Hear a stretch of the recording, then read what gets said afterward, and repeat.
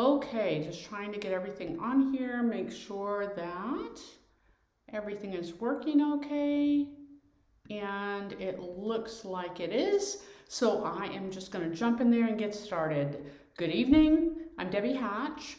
I am doing a Friday night live. Try to do this at 6 p.m. Eastern every Friday, talking for 15 to 20 minutes about different things that have to do with finances and retirement. So tonight's topic is, should I stay or should I go? When I'm eligible to retire, should I retire as soon as I possibly can, or should I stick around for a little while? And if I stick around, like, what are the benefits? What are the things that I need to think about in making my own personal decision, whether this is the time to retire or whether I should wait a little bit? And what if I don't even want to work long enough to become eligible for retirement? What if I've just had enough and I'm going to leave? So I want to start there. I want to start by talking about leaving. And tonight's topic is specifically for federal employees. So sometimes, when I talked about budgeting, when I talk about credit reports, that applies to everybody. And I try to do some of those topics, but tonight's topic is specifically for federal employees. Federal employees. So what if I come to work as a federal employee, but I decide that this is not for me and I'm going to leave before I'm eligible to retire? I've brought some slides in tonight, and I don't always do that either, but I want you to be able to look at stuff as I'm talking to you about them. So you can see in the slide that's up here, if I leave before I'm eligible to retire, then any sick leave that I have accrued is going to stay to my credit.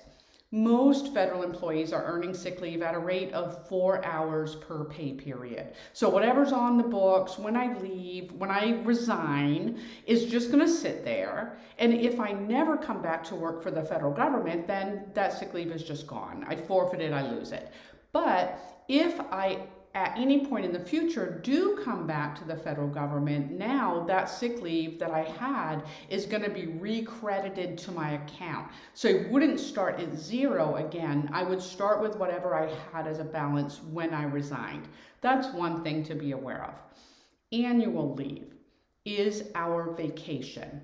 Federal employees earn vacation normally. Again, we've got a lot of different things going on, but normally at 4, 6, or 8 hours per pay period. Title 38 employees that work for the VA have different rules. Firefighters can have different rules as well that are working for Department of Defense. But generally, we're doing the 4, 6, or 8 hours of vacation per pay period. That's up to me when I use it. I do have to get permission to use it, but I can request and use that annual leave at my own leisure. I don't have to have a reason for doing that. If I decide that I'm going to resign from my job, then any annual leave that I have on the books is going to be paid out. It's going to be cashed out. So I'll receive a payment for that a couple of weeks after I leave my job. Whether I'm eligible to retire or whether I leave before I'm eligible to retire, that annual leave is an entitlement, so they're going to pay me for that. If you are working for the federal government, you have the opportunity to participate in something called TSP, or the Thrift Savings Program. It functions in the same way that a 401k functions for private sector employers, where they put something in, the government put something in, you put something in, you decide what to invest in, you hopefully grow a pot of money for yourself so that when you leave, when you go into retirement, you have that additional money to live on besides your pension.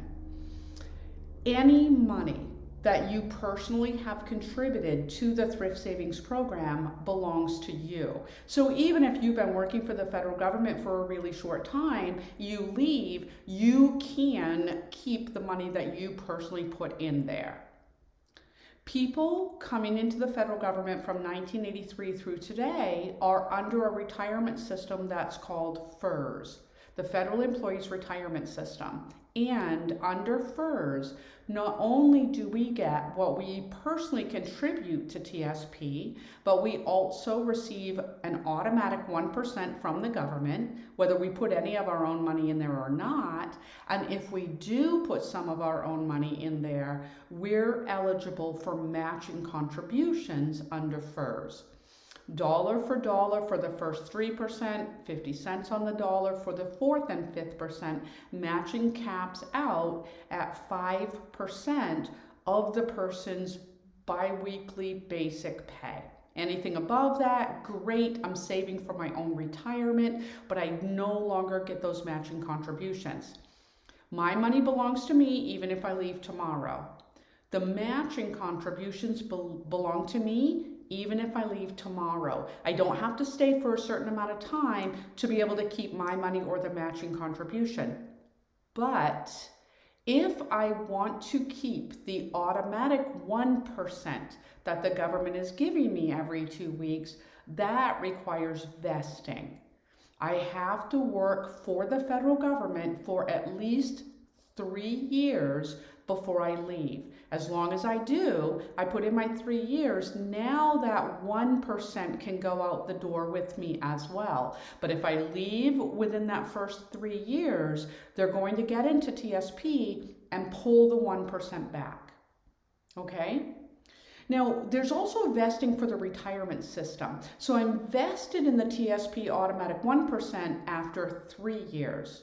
I'm not vested in the retirement system until I work for at least 5 years. Now, if I have 5 years in and I'm also 62 or older, I can just go ahead and retire.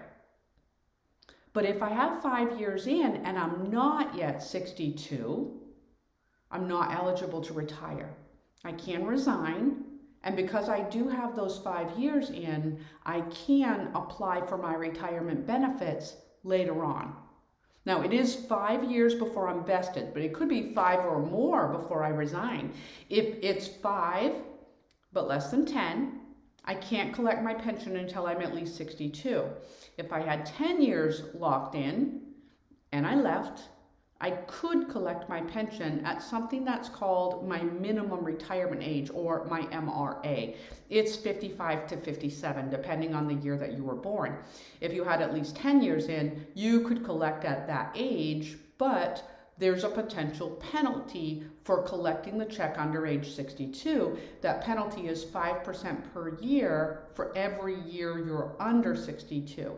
And I'm going to talk more about that in just a minute. But again, I'm vested in retirement after 5 years. I can quit at any time later on. I can go and collect my retirement. 5 years, but less than 10, later on is going to have to be 62 or older. Okay? I can also have access to some of the federal insurances if I resign versus retiring. I am allowed to continue temporary coverage for my federal employees' health benefits. That's your health insurance for up to 18 months after you leave your job. However, while you're working, if you retire, the federal government pays 72% of the weighted average cost of your health insurance. If you resign, you can keep that health insurance for 18 months, but the government won't pay anything towards it for you. So you would essentially be paying a fee of 102%. You pay your normal rate, the government's normal rate, plus a 2% administrative fee for being able to carry this insurance. And at the end of that 18 months, you do have an opportunity to convert to a private insurance policy if you would like to. If you are enrolled in the federal employees dental or vision insurance plan, that coverage ends when your employment ends. You don't have the ability to convert to a private policy nor to carry that. When you stop working, it goes away. If you are enrolled in the federal employees group life insurance and you leave, there is a 31-day extension period where your life insurance will still be in effect. At the end of that 31 days, you can convert to a private policy. The value of doing that is that you're not required to have a physical. If you had coverage, you convert, that's going to continue on for you. If you are participating in the federal government's flexible spending accounts, those will end with your employment.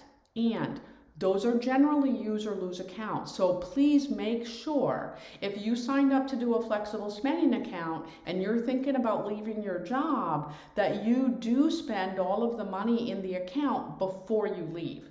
Whatever's in there when you walk out the door is going to be forfeited. That's what I mean by use or lose. Okay, those don't go into retirement, nor do they go out the door if you resign from your job. You can only use them up until the day that you actually walk out the door. If you are enrolled in the federal long-term care insurance, that will continue. If you retire, if you resign, as long as you continue to make your payments. There is no requirement for that one to be tied to an actual retirement or annuity payment. You can keep that even if you resign. So this is all of the stuff that someone might think about if they said, you know, I've been working for the federal government for a period of time, but I'm not really interested in sticking around for 10 or 20 or 30 years when I can get a retirement. Should I go? Well, these are some things that you might want to consider in making that decision. The other thing that I wanted to talk about this evening is if I'm eligible to retire. Okay, if I'm eligible to retire, then when is the best time for me to do that? And before we can really have this discussion, we have to understand when we're going to be eligible to retire. And listen, I see we've got 7 people here. Welcome. Welcome. I hope that this is really helpful to you. Please, at any point, if you have questions, you can go ahead and just type them into the comments, and I'll be happy to respond to any questions that you have. If you're watching it later on, you're not right now live, also, just act as though it was live, type in your questions. I'm going to see those. I'm happy to respond. I'm doing this because I really, really understand how important it is, and I would love to help people understand the decisions that they need to make. Okay, so we're talking about becoming eligible for the federal retirement. I can do that one of 3 different ways.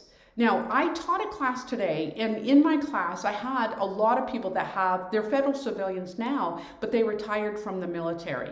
And I said to them, and I'm going to say to you, there's a big difference in retiring from the military and retiring as a civil servant. In the military, once you do your 20 years, no matter how old you are, you can retire. If you're a reservist, you might have to wait to draw your check, but you're eligible for that retirement once you got 20 locked in. On the civilian side, you have to do the time, but you also have to be a certain age. So I can do 30 years or more and retire at my minimum retirement age, or I can do 20 years or more and retire at 60. Or I can do as little as 5 years, and as long as I'm 62 or older, then I can go ahead and retire. So that's just one way I can do it. There are several ways. Let's look for just a minute at this minimum retirement age in case you're not familiar with it.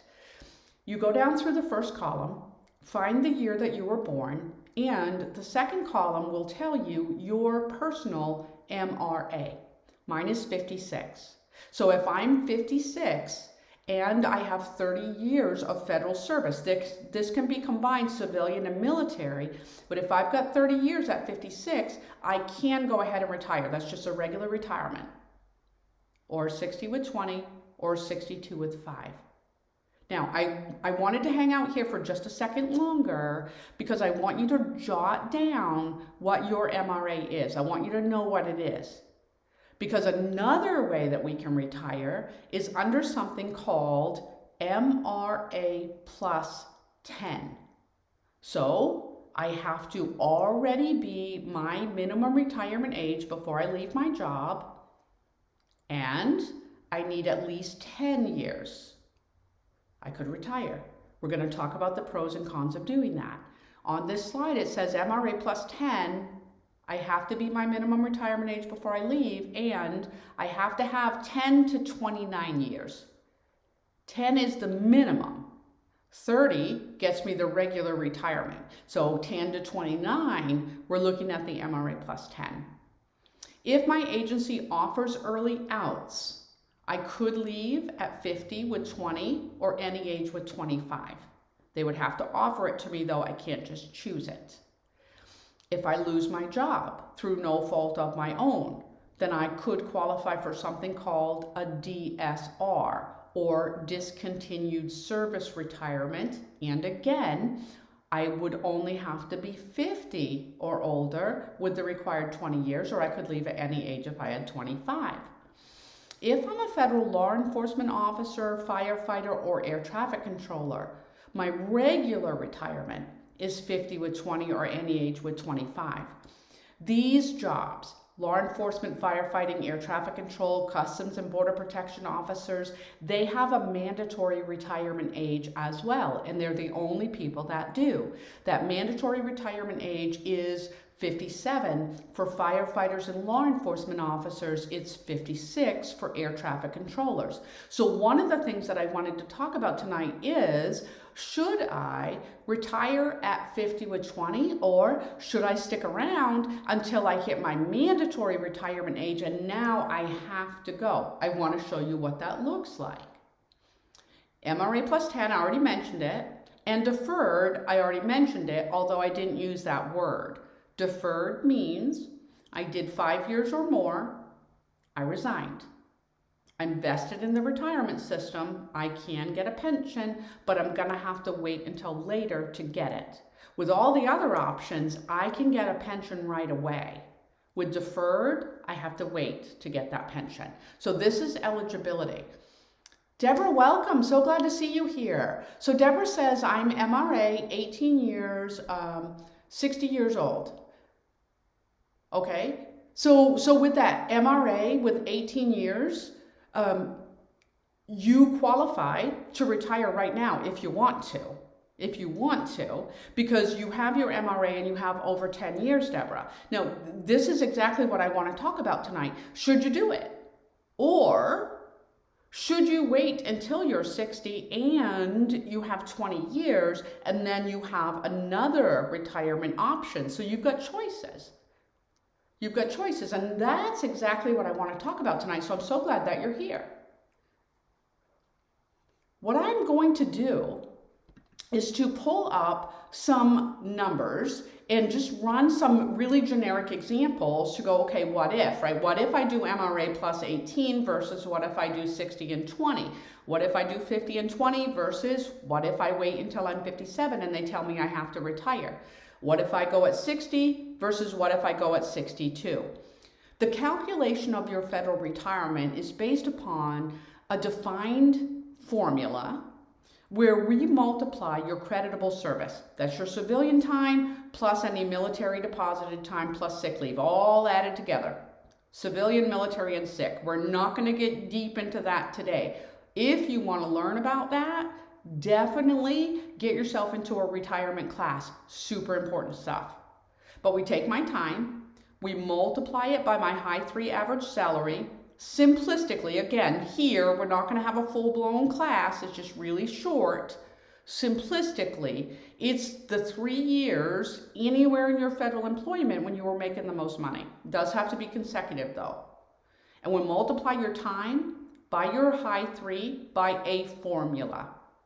The formula is different for law enforcement officers and firefighters than it is everyone else. The formula is different if you go on a disability.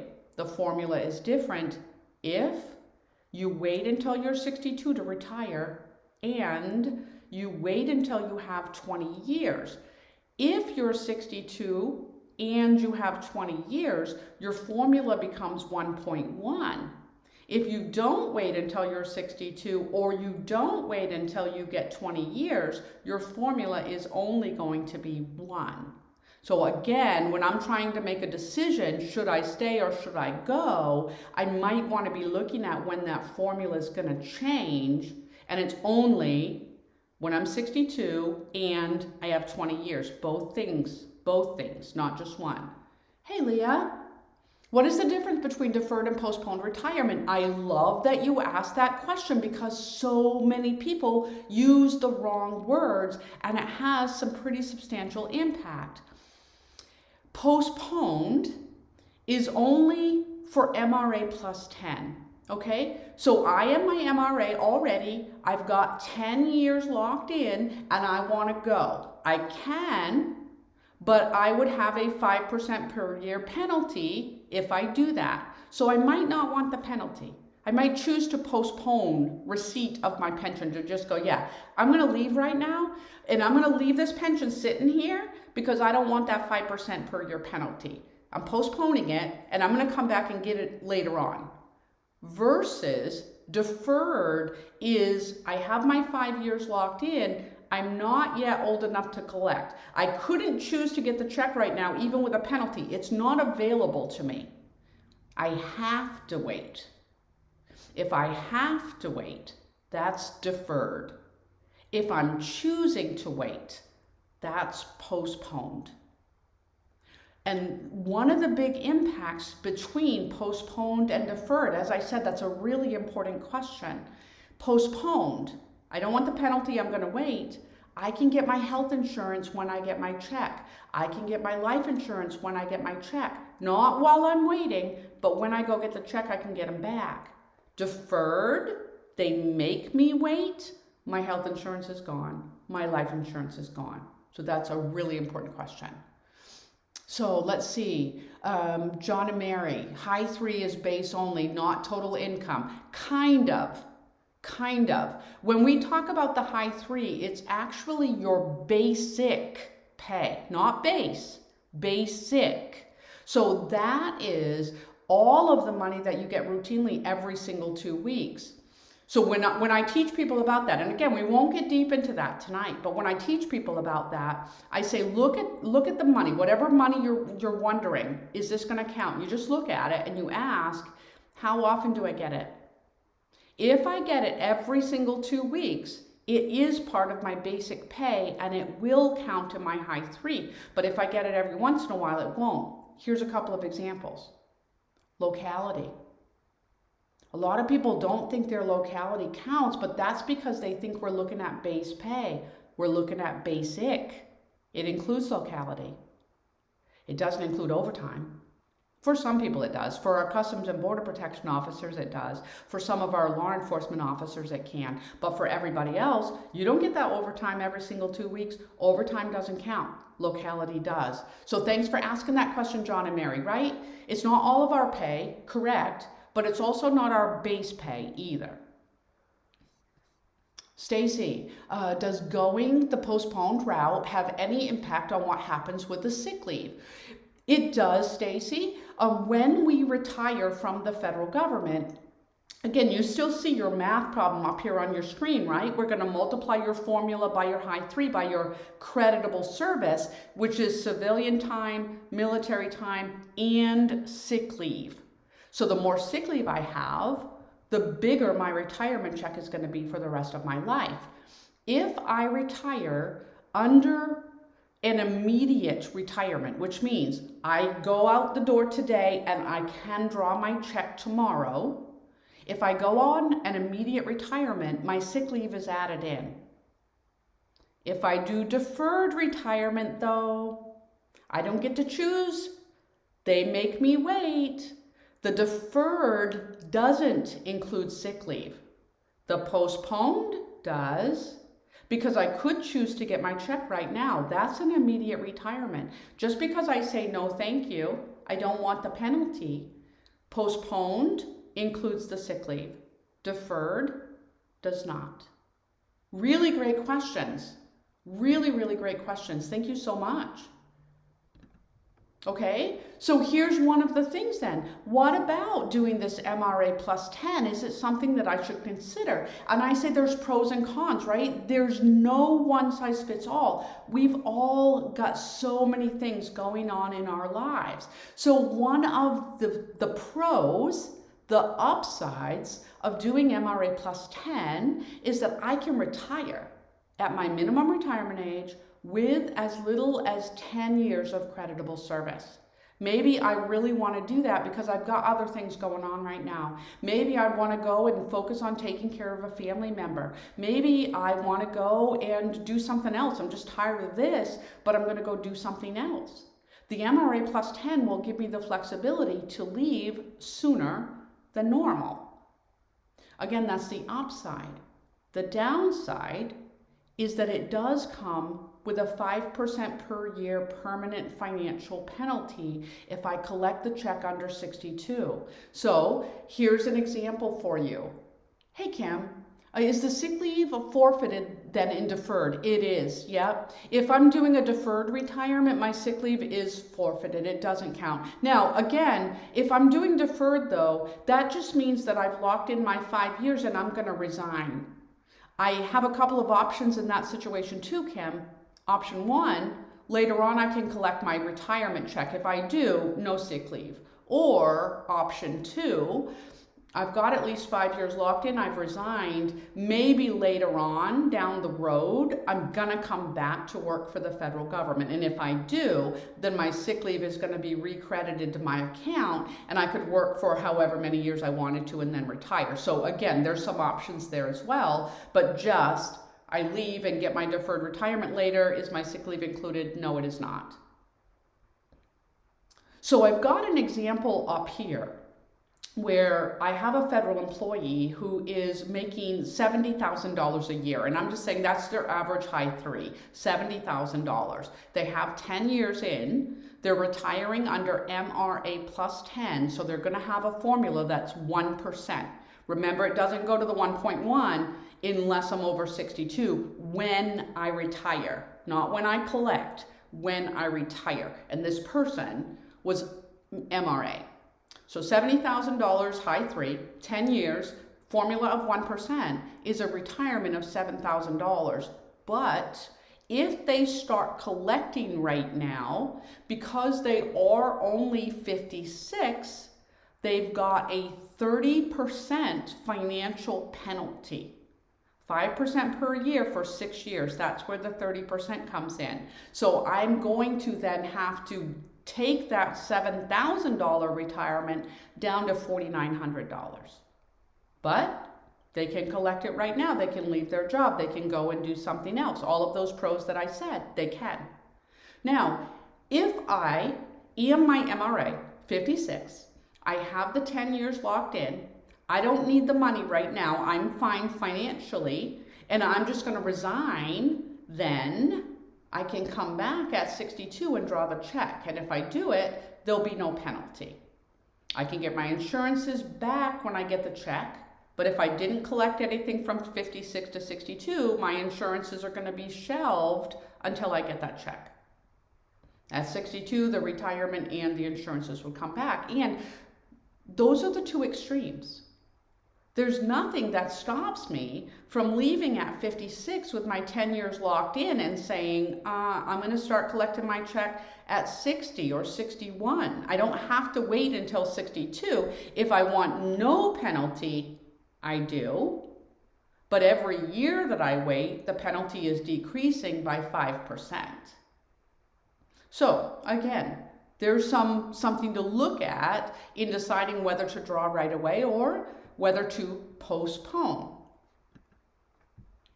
Another thing that comes up a lot in class is whether I should wait until I'm 62 to retire. So what if I'm eligible right now, I'm 60, I've got 20 years locked in. I could retire, there's no penalty, I can collect my pension, I can keep my insurances, everything is cool. Should I do it, or should I wait until I'm 62?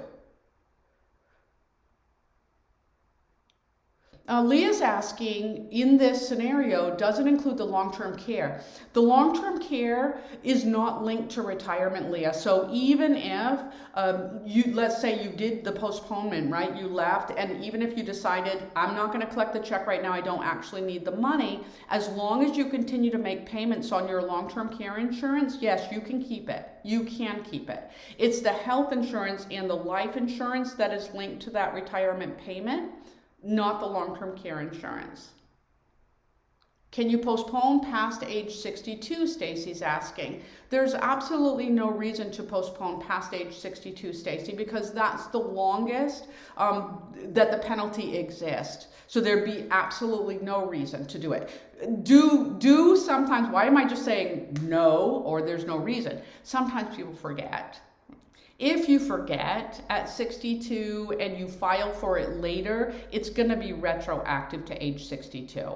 But does OPM just say, hey, you can wait as long as you want? No, they want you to file that application at 62. And there's no reason for you not to. Again, that's when you're entitled to your full amount without any kind of penalty.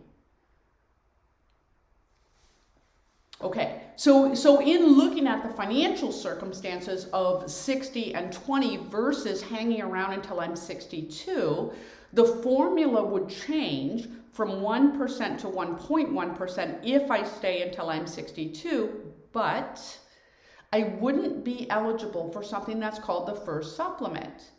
The first supplement is a financial bridge. It's additional money that people who retire from the federal government under FERS only, not CSRS, people that retire from the federal government can get if they leave under 62.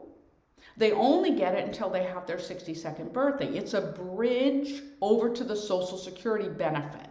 Not coming from Social Security, not linked to Social Security. It's a FERS supplement, but we can get it if we retire prior to becoming eligible for Social Security, and we can only get it until we are eligible for Social Security, which is 62.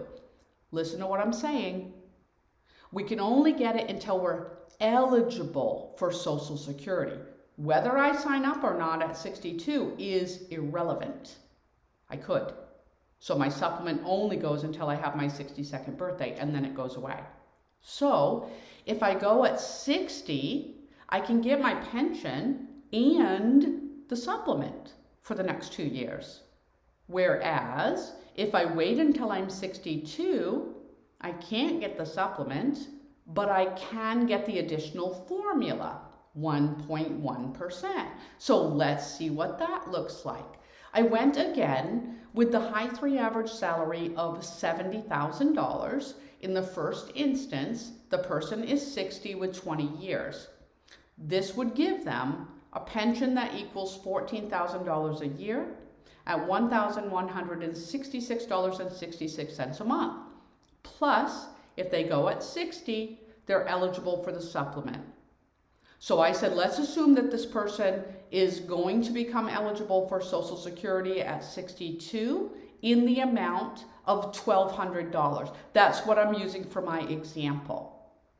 If they have 20 years locked in, their supplement is going to equal half of their age 62 Social Security. So this person would get the retirement, $1,166, plus they would get a supplement. In using $1,200 as the Social Security, the supplement would equal $600. So they would get that combined income, $1,766.67, from 60 to 62. At 62, the supplement would go away. Now they would be earning their retirement of $1,166.67. Versus if they wait until they're 62, now they have 2 additional years in, so they don't have 20 years anymore. Now they got 22 years. Now their formula is going to change from 1 to 1.1%, which means their retirement is going to be $1,411.66 a month every month for the rest of their lives. So the person has to decide, right? Remember what I said, there's no one size fits all. The benefit of leaving early is that I can get the supplement, but that's a finite amount of dollars. I can only get that supplement until I have my 62nd birthday, and then it goes away. And by drawing the supplement, I've locked myself into that 1% multiplier. Or I work until I'm 62 to get that 1.1% multiplier, knowing it's 2 additional years of my life, and I don't get the supplement. But I do get to put in money to TSP for 2 additional years. I do get to get the 1% from the government and the matching contributions from the government for 2 additional years. I do get to pay into Social Security for 2 additional years. This is why so many people struggle with deciding whether they should go as soon as possible or whether they should continue to work. It's not an easy decision. There's a lot of things to look at, financially and otherwise. Retirement is really exciting, but it can also be a little bit scary.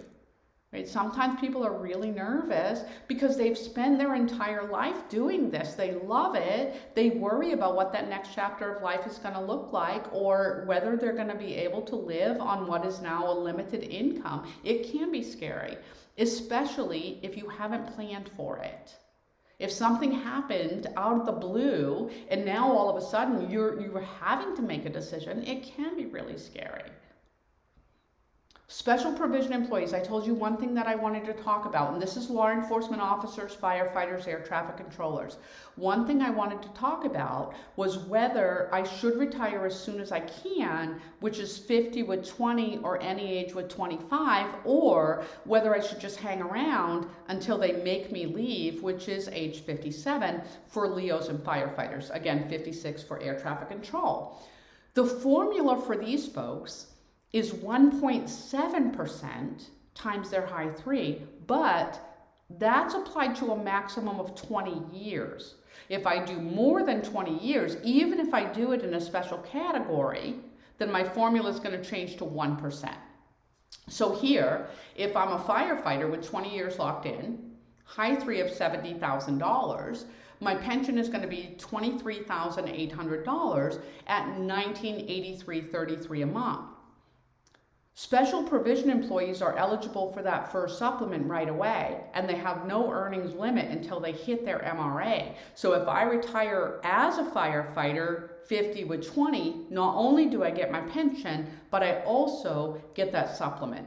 And remember, it's not going to be a set $600. It's $600 in my example, assuming that your Social Security is going to be $1,200 when you're 62, and also assuming that you have done 20 years. That's where the $600 comes from. Okay, so that's if I leave at 50 with 20. But what if I stay until my mandatory retirement age of 57? Then I would have an additional 7 years paying into retirement, paying into TSP, paying into Social Security, and I would be getting an additional 7% times my high 3 in my retirement for the rest of my life. Now, the reason it's 7% is that everything over 20 is 1%. 1.7 for the first 20, and then everything else is 1%. So if I stay until my mandatory retirement age, now my pension is going to increase by $4,900 a year. But I didn't draw that supplement for the last 7 years either. I got to look at those two things. If you are eligible for the first supplement, you don't have to be a firefighter or a law enforcement officer to get it. You have to retire under FERS and under age 62. By the way, that supplement does not come with the postponed retirement. It does not come with the deferred retirement either. Supplement does not come with postponed or deferred. If I'm eligible to get the supplement, it does have an earnings limit. It has a maximum amount of money that I'm allowed to earn from another job, and that number does change each year. For 2021, I will be able to make up to $18,960 in another job. Retirement money doesn't count. IRAs don't count. I can make that much and keep everything. But if I make more than that, for every $2 above the limit that I earn, they take $1 away from my supplement. The limit does not apply to firefighters or law enforcement officers until they hit their MRA. So I could retire at 50 with 20, my MRA is 56. That means that first 6 years I can make as much as I want to. When I have my 56th birthday is when the earnings test will take place.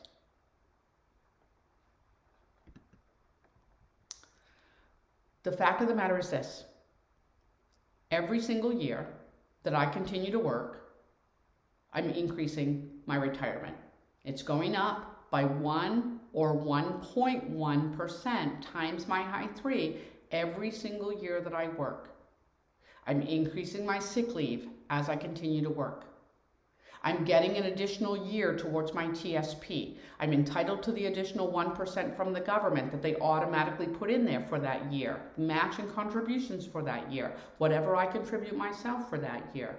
If I keep working, there's a chance that I might get a promotion, which is going to increase my high 3 average salary. There's a potential that there's an increase for an across the board pay raise. That can increase my high 3 average salary. It's additional years of paying into Social Security, and they calculate that based on my high 35 years of earnings. So if it's all about the money, if we're just looking at money, every year that you continue to work adds to your pension. I don't think we should just look at the money. I think there are 3 things that we really need to consider. And I call this my retirement triad. Money's important, yes. So we need to look at wealth. And by that, I don't mean that we're rich, but I mean that we have enough money to live the life that we want to live and pay the things that we want to be able to pay for. That's the wealth piece.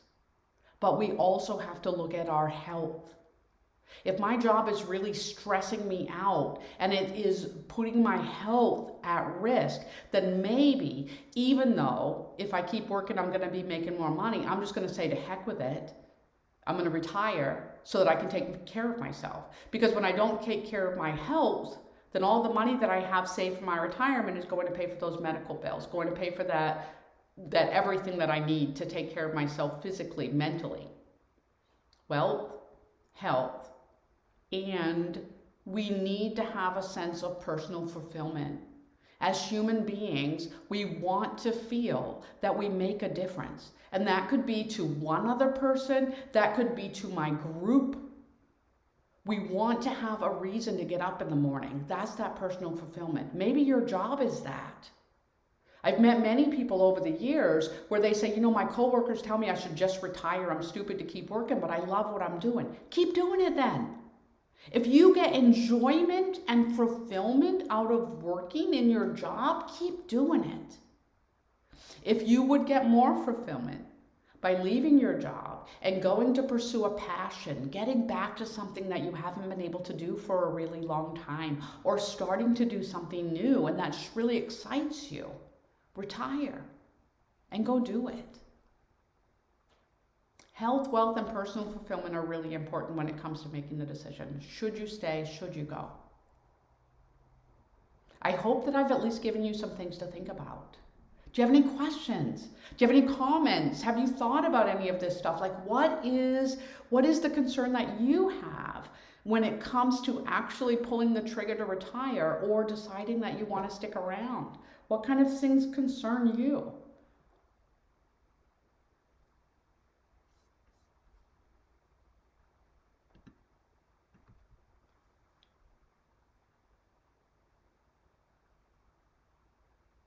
Okay, I'm not seeing anything come in. That's okay. I went a little bit long tonight. I tried to keep these to 20 minutes. I didn't do that. It's about double. I apologize for taking so long, but there's a lot of stuff that I wanted to make sure that I shared with you. If you're watching it on the replay, again, let me know that you were here. You can just type in #replay. I would love that. Let me know if you have any questions. I'm happy to answer.